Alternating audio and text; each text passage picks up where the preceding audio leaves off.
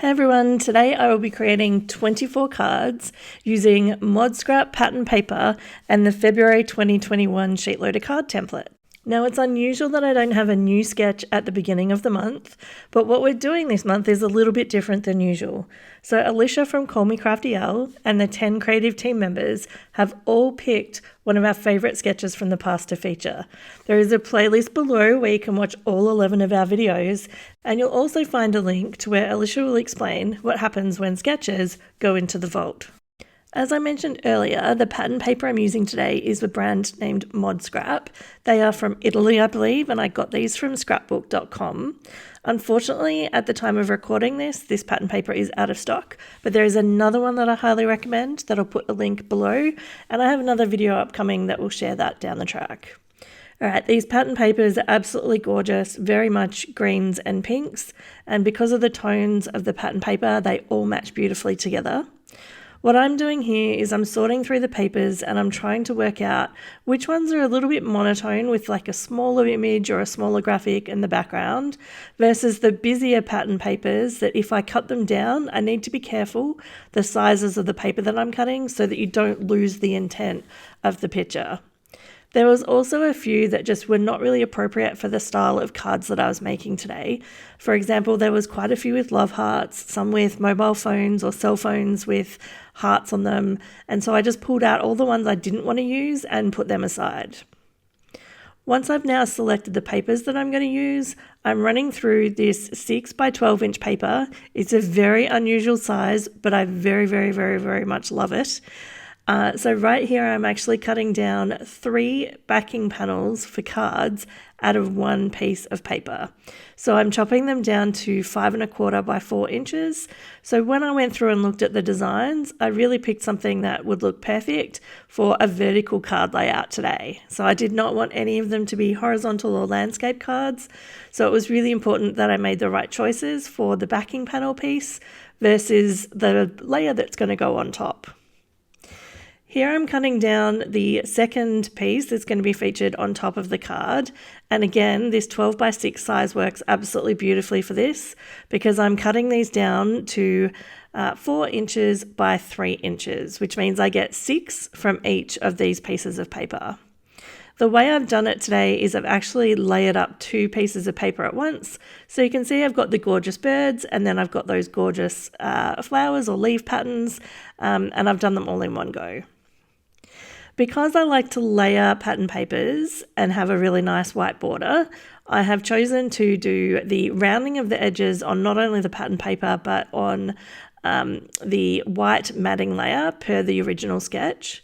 It has been a long time since I have done rounded edges on anything, but I do have, I think these are called a Crop-A-Dile or something, and it has 2 different sizes of corner rounding, a small and a large, and I chose to use the large one with the biggest rounded edge. Just felt that it really gave the true look or the true intent of the original sketch, so it really helps feature the pattern paper in a different way than I am used to.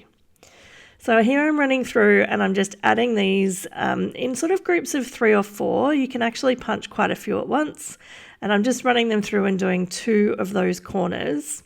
I then go through and do exactly the same thing on the white matting layer, and so once I layer these up together, I'm going to have probably between 1/4 and 1/2 inch border around the edges of these. So it's a little bit of an in-between matting layer size that I've chosen today. One of the really important parts about this, because I'm using many pattern papers on one card, is to make sure I'm really considered about what I partner up with each.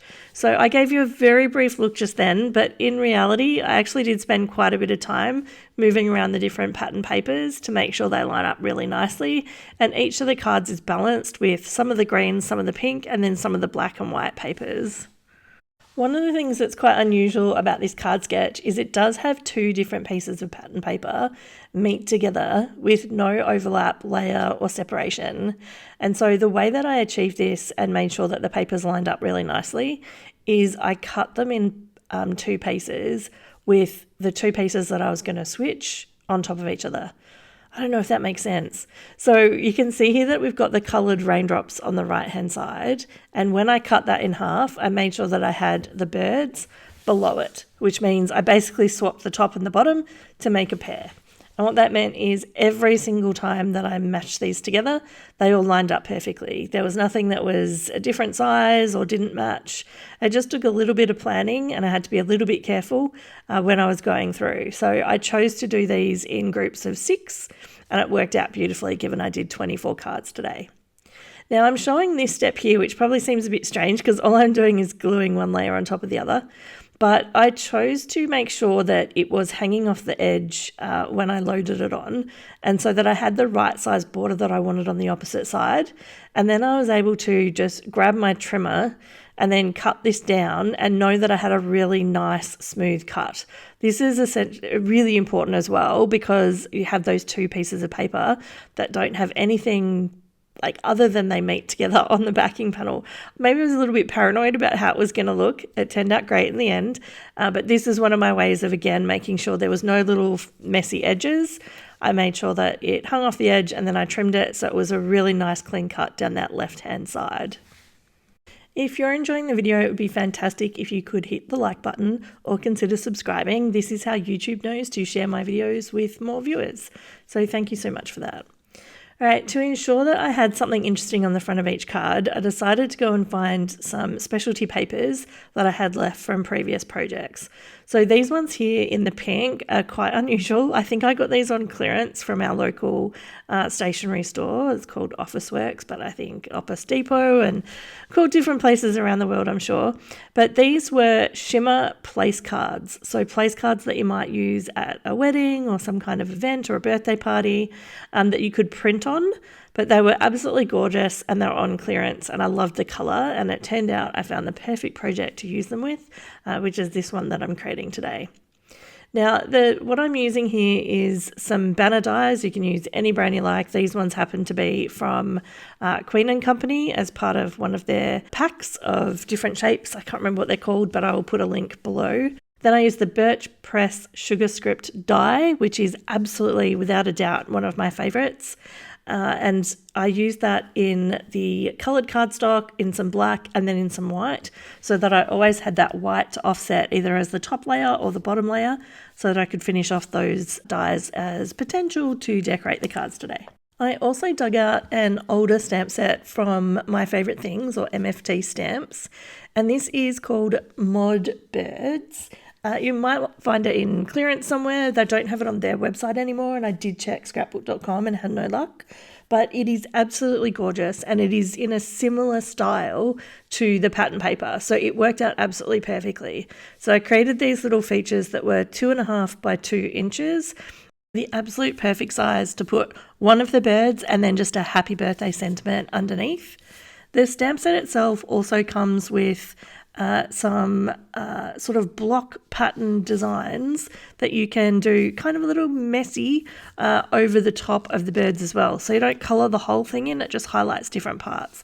So I did a little bit of that with some green and some pink, and with some of them I actually just left them just plain black and white because I figured not all of them really needed to have some extra colour. So you can see here that I am just moving all of these around my desk as I'm deciding where am I going to put a hello and where am I going to put one of the birds. What I decided in the end is some of the pattern paper actually had birds all over it, so I decided not to put a bird feature onto a card that had bird pattern paper already. I didn't want them to compete with each other. So that actually helped when I went through and added the banner, which is either like a shimmery pink, or I've got some sort of glitter paper there in the green or white. And I just tried to make all of the cards a little bit different. So I don't have heaps that are exactly the same today, but you can tell that they've all been created together as a project and they all look like a cohesive set. In fact, I could probably bundle these up and put them at some gift sets so that people would be able to use them with family and friends. Now, I did decide that the white just directly on top did not stand out enough. So I have matted all of the white rectangles with just some black scrap paper, and that meant that it really did pop a little bit more on the card design. The white just looked a little bit too washed out on its own. So that's a bit of an adjustment to the original sketch. I do have a question for you though. I'm about to run through and turn around all of the cards so that they're lining up the correct way. And I'd love to know from you, which one is your favorite card? Do you like the ones with the birds? Do you like the ones with the hello? Do you like the green or the pink, or the ones with a mixture of both? Maybe leave a comment below and let me know. A reminder that the playlist is below and it has links to all of the amazing videos from the creative team. So there is 11 in total this month, and make sure that you take a moment to check them all out. I have also put a couple of videos here that I think you might enjoy. Have a great day.